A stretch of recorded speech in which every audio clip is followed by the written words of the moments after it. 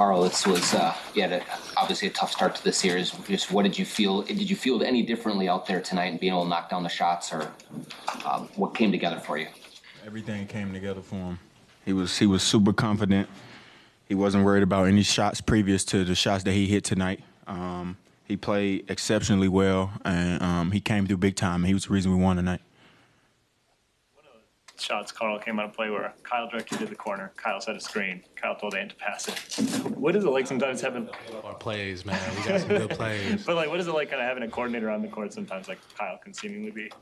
Kyle's special. Yeah, he's special. Everything that we need, man.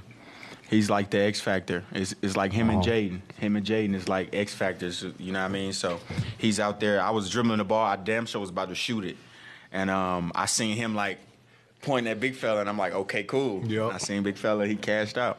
Kyle made that play happen. For sure. He definitely orchestrated that whole play. He made a lot of plays happen, especially his defense too, man. Yeah. So shout out to Kyle. Shout out to Cal. He's that guy who's had a little bit up and down season. Like, is it cool to see him kind of have his moment in the series? Great to see, because I know how good he is. I used to play against him in my early in my career when he was with Memphis, and he was killing. So it's great to see him get back to that. You played a long time with the 5 fouls tonight, and still found a way to score. And I'll tell you about 5. Bro. What you mean? You had 5, but I didn't foul out. You fouled out. I did what I needed to do. I'm gonna beat him up on the bus, y'all. Get out of here. Don't believe that.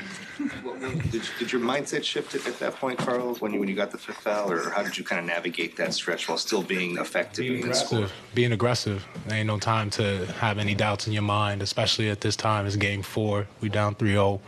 There ain't no time to have any doubts. I'm gonna go out there, be aggressive, shoot my shot. Like I've been doing all series, and be confident in every shot I shoot. So defensively, be in my spots. All I could think about was being in my spots earlier, make sure that I do as disciplined of defense as possible.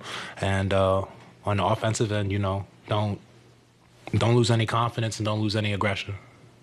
Karl, since Ant told us about your offense, can you tell us what you saw, his kind of game-sealing pull-up jumper?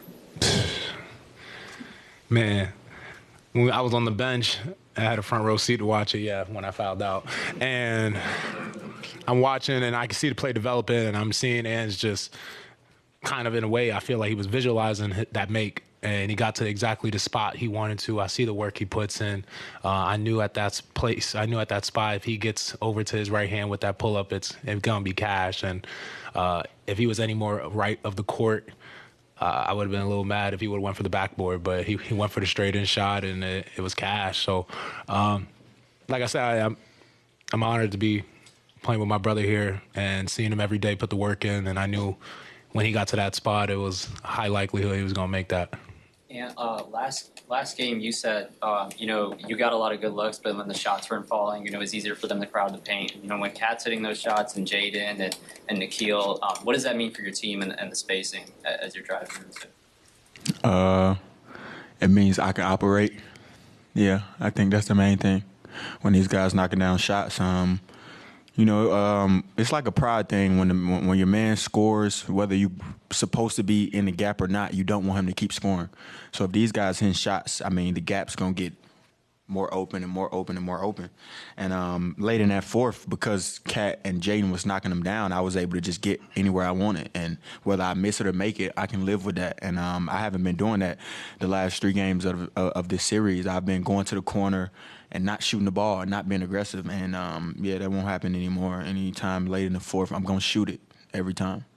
Prior to game 2, you mentioned you wanted to get back to the joy of the game of basketball. Do you feel like these last 2 games you've been able to do that? I feel like last game I did it early, and then as the game kept going, my emotions, the emotional part of the game, my joy started to, fall away. I think tonight, the entire game, I didn't let anything bother me. My joy was there the entire time. And big shout out to my college coach, man. He always texts me, Coach Crean, and tell me, man, play with joy. That's when you're playing at your best. And he made sure he texts me that before the game at halftime today. mentioned with the college coach, how much of your foundation in your hometown and just your family do you take on the court with you every night? Every night, man. That's why I play with so much joy. Anytime I'm around my family, we have a good time. Always, it's never a dull moment. Laughing, joking, all type of things like that. Even with my teammates, man, we always having a great time. So, we just try to carry that over to the court. Karl, how do you see your guys' defense as a team kind of growing or progressing throughout the series? I just love the aggression we played with today. You could tell that we had that desperation that makes us special. I talked about it in shoot around, just that desperation, playing with so much energy on defense, making those rotations and the plays needed to win. And, the numbers speak for themselves. We showed up defensively tonight against a really great team and did the things we needed to do to win a game, especially on the road. Mike Conley is over here, y'all. Y'all got any questions for Mike? And he was getting downhill, laying the ball up. So shout out to Bite. And he coming in here with these clown pants on. So y'all about to see him in a minute. But that's my OG. That's my point guard. He played great tonight, and I couldn't ask nothing more from him. So thank you, Mike Conley. Hey, Karl, what does just getting one mean to you? Just to get on the board here and extend the series. We get another chance to get another one. Pretty simple. What do you say to the game? What do you say at the end of the game? I think we was talking about the N1. Yeah, I think that's what we was talking about. It was just, it was crazy.